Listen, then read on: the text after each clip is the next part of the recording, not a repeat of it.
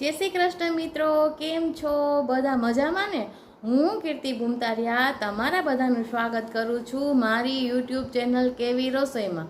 અત્યારે સાંજના બધા હળવો ખોરાક લેતા હોય છે, એટલે આજે હું લઈને આવી છું તુરિયાનું શાક. હા મિત્રો, જે ખાવામાં ખૂબ જ ટેસ્ટી હોય છે અને પચવામાં સરળતાથી પચી જાય એવું આ તુરિયાનું શાક છે. તુરિયાનું શાક, ખીચડી, રોટલી, રોટલા સાંજના મોટાભાગના લોકો એવું જ ખાવાનું પસંદ કરતા હોય છે. તો ચાલો આપણે બનાવવાનું જોઈ લઈએ તુરિયાનું શાક. હેલો ફ્રેન્ડ્સ, આજે હું લઈને આવી છું સેવ તુરિયાનું શાક. હા મિત્રો, સાંજને હળવી હળવી ભૂખ માટે ફટાફટથી પચી જાય અને ખાવામાં ખૂબ જ ટેસ્ટી હોય એવું આ તુરિયાનું શાક છે. સાથે ખીચડી અને રોટલી અથવા રોટલા હોય તો ખાવાની મજા તો કોઈ ઓર જ છે મિત્રો. તો તમે આ રીતે એકવાર સેવ તુરિયાનું શાક બનાવશો ને પછી વારંવાર આ રીતે બનાવવાનું જ પસંદ કરશો. નાના મોટા બધાને ભાવે એવું આ તુરિયાનું શાક છે. અને હા, જો મારી ચેનલ ઉપર નવા આવ્યા હોય અને હજુ સુધી તમે ચેનલને સબસ્ક્રાઈબ ન કરી હોય ને તો તમે સબસ્ક્રાઈબ કરી અને બેલ આઇકન દબાવી દેજો, જેથી કરીને મારા નવા વિડીયોની નોટિફિકેશન તમને ઝડપથી મળતી રહે. તો ચાલો આપણે બનાવવાનું જોઈ લઈએ સેવ તુરિયાનું શાક. હવે પ્રથમ સેવ તુરિયાનું શાક બનાવવા માટે મિત્રો મેં અહીંયા 3 નંગ તુરિયા લીધા છે. જુઓ, આવા કૂણા કૂણા તુરિયા જ લેવાના છે મિત્રો. ગ્રામમાં જોઈએ તો આશરે 250 ગ્રામ જેટલા તુરિયા હશે. હવે ત્યારબાદ આ રીતે આપણે એક તુરિયું હાથમાં લેવાનું છે અને પિલરની મદદથી તેની ઉપરની છાલ ઉતારી લેવાની છે મિત્રો. તો તમે જુઓ, હું તમને અહીંયા બતાવું છું કે આ રીતે આપણે પિલરની મદદથી આખા તુરિયાની છાલ ઉતારી લેવાની છે. આમ જુઓ મિત્રો, મેં અહીંયા આખા તુરિયાની છાલ ઉતારી લીધી છે. જુઓ, હું તમને અહીંયા બતાવું છું કે આ રીતે આપણે આખા તુરિયાની છેક સુધીની છાલ ઉતારી લેવાની છે. હવે એનું આપણે આગળનું મોઢું કાપી લેવાનું છે અને પાછળથી ડીટીયું પણ કાપી લેવાનું છે. અને આમાંથી એક તુરિયાનું બટકું લઈ અને આપણે ચાખી લેવાનું છે કે આપણા તુરિયા કડવા તો નથી ને મિત્રો. તો હવે તમે આમ જુઓ, મેં અહીંયા લાંબા ચીરિયા કરેલા છે. તમે તુરિયાના મનપસંદ શેપના ટુકડા કરી શકો છો, તે તમારી ચોઈસ રહેશે મિત્રો. તો આમ જુઓ મિત્રો, મેં અહીંયા બધા તુરિયાના લાંબા ચીરિયા કરી લીધા છે અને એમાં એક તુરિયાનું ડીટીયું પણ એમાં ઉમેરી દીધું છે. જુઓ, હું તમને અહીંયા નજીકથી બતાવું છું કે આ રીતે મેં તુરિયાના ટુકડા કરી લીધા છે. હવે ત્યારબાદ આપણે આ તુરિયાના ટુકડામાં પાણી ઉમેરવાનું છે અને એને સારી રીતે ધોઈ લેવાના છે. એટલે તમે જુઓ, હું અહીંયા બતાવું છું કે મેં અહીંયા તુરિયાને સારી રીતે ધોઈ લીધા છે. હવે ત્યારબાદ મેં અહીંયા ગેસ ઉપર એક પેન લઈ લીધું છે અને પેનને ગરમ કરવા માટે રાખી દીધું છે. હવે પેન ગરમ થઈ ગયું છે એટલે આપણે એમાં 1 ચમચી તેલ ઉમેરી દીધું છે. અત્યારે આપણે ગેસની ફ્લેમને મીડિયમ રાખવાની છે. હવે ત્યારબાદ મેં અહીંયા બીજી ચમચી પણ તેલ ઉમેરી દીધું છે. મિત્રો, તુરિયાના શાકમાં તેલ ઓછું જોઈએ છે એટલે મેં અહીંયા 2 ચમચી તેલ લીધું છે. હવે તેલ ગરમ થઈ ગયું છે એટલે મેં અહીંયા 1/4 ટેબલસ્પૂન રાઈ ઉમેરી દીધી છે. રાઈ આપણી સારી એવી ફૂટી ગઈ છે એટલે મેં અહીંયા 1/4 ટેબલસ્પૂન જીરું ઉમેરી દીધું છે. જીરું પણ આપણું ફૂટી ગયું છે એટલે મેં અહીંયા 1/4 ટેબલસ્પૂન હલ્દી પાવડર ઉમેરી દીધો છે. અને હવે ત્યારબાદ આપણે તુરિયાના ટુકડાને ઉમેરી દેવાના છે. એટલે મેં અહીંયા તુરિયાના ટુકડા ઉમેરી દીધા છે. જુઓ, આવી રીતે. આ રીતે મેં બધા તુરિયાના ટુકડાને પેનમાં ઉમેરી દીધા છે. હવે ત્યારબાદ હું અહીંયા સ્વાદ પ્રમાણે નમક ઉમેરું છું એટલે મેં અહીંયા 1 ચમચી નમક ઉમેરી દીધું છે. હવે આપણે બધાને સારી રીતે મિક્સ કરી લેવાનું છે. એટલે હું અહીંયા ચમચાની મદદથી સારી રીતે મિક્સ કરી રહી છું. મિત્રો, તમે જુઓ, મેં અહીંયા બતાવું છું કે આપણા તુરિયાના ટુકડા તેલમાં સારી રીતે મિક્સ થઈ ગયા છે. એટલે આપણું શાક સરસ રીતે મિક્સ થઈ ગયું છે. તો હવે આપણે એના ઉપર ઢાંકણ ઢાંકવાનું છે. એટલે મેં અહીંયા 1 પ્લેટ ઢાંકી દીધું છે. હવે તેના ઉપર આપણે જરૂર મુજબ પાણી ઉમેરવાનું છે. એટલે મેં અહીંયા થોડું પાણી ઉમેરી દીધું છે. તો બસ, હવે આપણે 5 મિનિટ સુધી આપણે તુરિયાને પકાવવાનું છે. તો હવે વચ્ચે આપણે ઢાંકણ ખોલીને જોઈ લઈએ. તો આમ જુઓ, આપણા તુરિયા સરસ રીતે કૂક થઈ રહ્યા છે. હવે આપણે ચમચો એકવાર ચલાવી લેવાનું છે, જેથી કરીને આપણું તુરિયાનું શાક નીચે બેસે નહીં. આમ જુઓ, હું અહીંયા બતાવું છું, આ રીતે ચમચો આપણે મિક્સ કરી લીધું છે.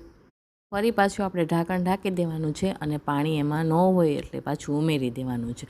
તો મિત્રો, તમે જુઓ, 5 મિનિટ થઈ ગઈ છે એટલે આપણે પાછું ઢાંકણ ખોલી અને જોઈ લેવાનું છે કે આપણું શાક તૈયાર થઈ ગયું છે કે નહીં. તો પહેલાં આપણે ચમચેથી બધું શાકને મિક્સ કરી લેવાનું છે. તો જુઓ, હું અહીંયા બતાવું છું કે આ રીતે આપણે બધું શાક મિક્સ કરી રહ્યા છીએ.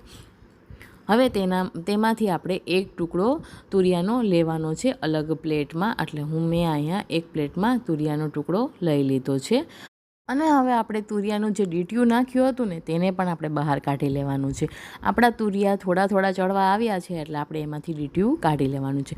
મિત્રો, તુરિયાના શાકમાં ડીટીયું ઉમેરવાથી તુરિયાનું શાક કડવું જરા પણ નથી લાગતું. તો તમે આ રીતે એકવાર જરૂરથી ટ્રાય કરજો અને મને કોમેન્ટમાં જણાવજો કે તમને કેવી લાગી મારી રેસીપી. તો હવે આ બાજુ આપણે એક પ્લેટમાં જે તુરિયાનો ટુકડો કાઢ્યો હતો ને તેને આપણે ચમચીથી આવી રીતના ચેક કરી લેવાનું છે. જો એના 2 ટુકડા સરળતાથી થઈ જાય એટલે મીન્સ કે આપણે સમજવાનું કે આપણું તુરિયાનું શાક તૈયાર થઈ ગયું છે. મિત્રો, મેં અહીંયા તુરિયાના લાંબા ટુકડા કરેલા છે. તમે મનપસંદ ટુકડા કરી શકો છો. હવે ત્યાર પછી આપણે જઈએ શાક ઉપર ડીશ રાખેલી હતી ને તેનું પાણી ગરમ હતું ને તે મેં તુરિયાના શાકમાં જઈએ તુરિયાનું શાક પાકી જાય ને પછી મેં ઉમેરેલું હતું. હવે તેનું શૂટિંગ કરતાં હું ભૂલી ગઈ હતી, તેથી આઈ એમ સોરી.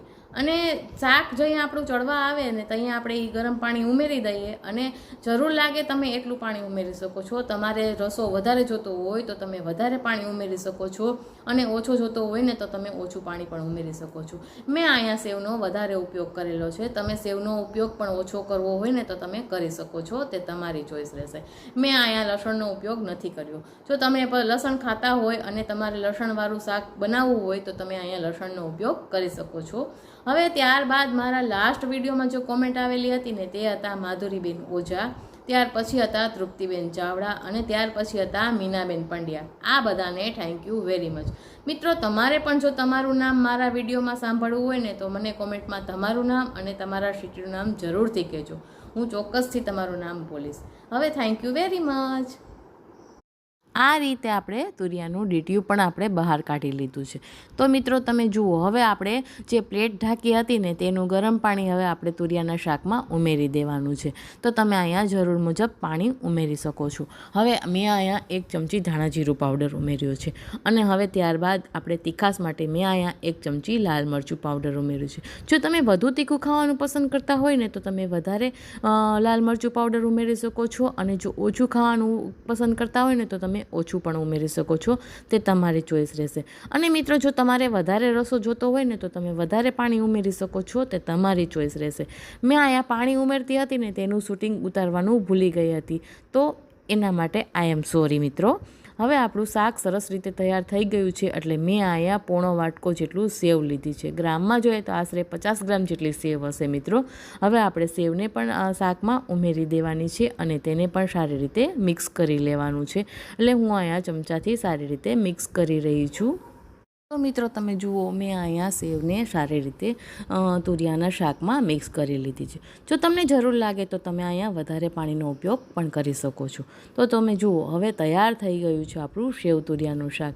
એટલે હવે આપણે ગેસની ફ્લેમને બંધ કરી દેવાની છે અને આપણે પેનને નીચે ઉતારી લેવાનું છે. એટલે મેં અહીંયા ગેસની ફ્લેમને બંધ કરી દીધી છે અને સેવ તુરિયાના શાકને મેં અહીંયા સર્વિંગ બાઉલમાં લઈ લીધું છે.